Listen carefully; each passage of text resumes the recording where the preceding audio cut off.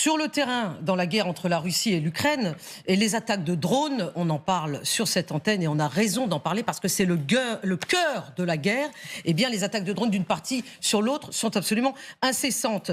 Des drones russes cette nuit ont provoqué la mort de 9 civils à Soumy en Ukraine et des drones ukrainiens ne cessent de cibler et d'atteindre des raffineries. Voilà l'image que nous voyons en ce moment à l'écran. Un incendie dans la raffinerie à Kstovo, dans la région de Nijni Novgorod, c'est-à-dire loin du front.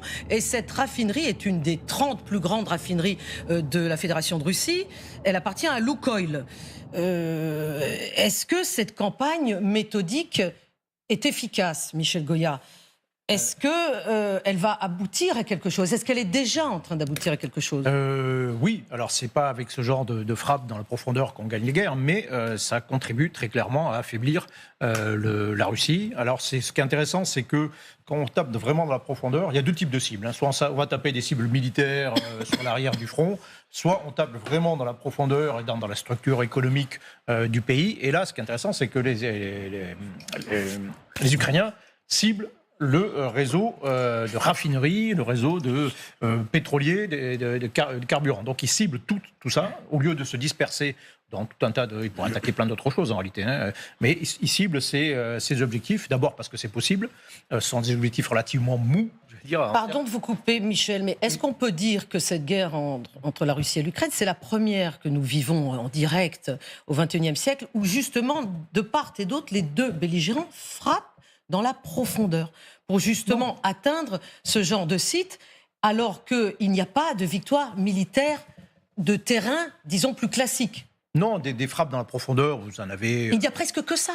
Oui, il n'y a que ça, parce que le front est bloqué, donc on essaie de jouer sur l'arrière, mais on le joue avec des moyens qui sont malgré tout limités.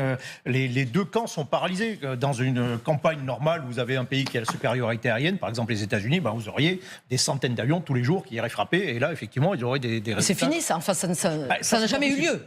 Ça, c'est pas possible parce que les systèmes de défense des deux côtés sont trop forts et il n'y a pas d'avion possible. Donc, on frappe avec des missiles et des drones. Et donc, et avec ces drones, les Ukrainiens frappent particulièrement les hydrocarbures. D'abord parce que c'est un double effet, en réalité. C'est un double effet économique. Effectivement, c'est le poumon économique de la Russie, c'est quand même les hydrocarbures. Et c'est un effet militaire aussi, parce que toutes ces raffineries, elles servent aussi à alimenter les forces qui sont sur le front. Donc, c'est rentabilité maximale, avec des moyens qui sont malgré tout assez réduits. Alors, on parle en effet de ces raffineries qui sont attaquées littéralement tous les jours. Et on voit ici les images sur LCI. À chaque fois, ça donne beaucoup de dégâts, avec certaines fois beaucoup de handicap aussi pour la production de. Ça fait de belles images aussi, c'est important. Ça fait bien sûr, pour la communication, c'est important. Mais il n'y a pas que ça. Il y a également une deuxième attaque importante dont on voulait vous parler qui a eu lieu cette semaine. C'était 2 nuits auparavant au port de Oust-Luga. J'espère que je le prononce bien. C'est le grand port de Saint-Pétersbourg. Vous avez raison. D'accord. Dans la région de Leningrad, donc sur la mer Baltique, bien sûr, vous l'aurez compris. Là, ce sont des drones ukrainiens, encore une fois, qui sont responsables. On va donc très loin sur le sol russe, puisque c'est à 900 km de la frontière ukrainienne. Là aussi, Michel Goya, on attaque un port qui sert à exporter du pétrole. C'est-à-dire que non seulement on vise le pétrole qui est produit en Russie, mais on vise aussi celui qui est exporté. Bien sûr, non, mais les hydrocarbures, et en particulier le pétrole, c'est le nerf de la guerre russe. Donc on s'y attaque et en même temps, c'est des cibles, ce que je disais tout à l'heure, des cibles molles. C'est-à-dire que le problème des drones, alors vous pouvez taper très loin avec une certaine précision, mais vous n'avez pas des charges explosives qui sont très importantes. Vous ne pouvez pas vous attaquer des objectifs très durcis, protégés, etc. En revanche, les raffineries, c'est immense. Il suffit de frapper quelques points clés dans ces raffineries et vous faites tout sauter. Donc encore une fois, c'est rentabilité maximale. Alors, c'est pas ça qui va faire gagner forcément la guerre, mais ça contribue à l'usure à la fois de l'économie russe et en même temps, j'y reviens, ça entrave aussi l'effort de guerre sur le front directement, puisque vous avez des troupes qui sont moins alimentées en carburant, il y a beaucoup de frappes aussi sur les dépôts de munitions, etc. etc.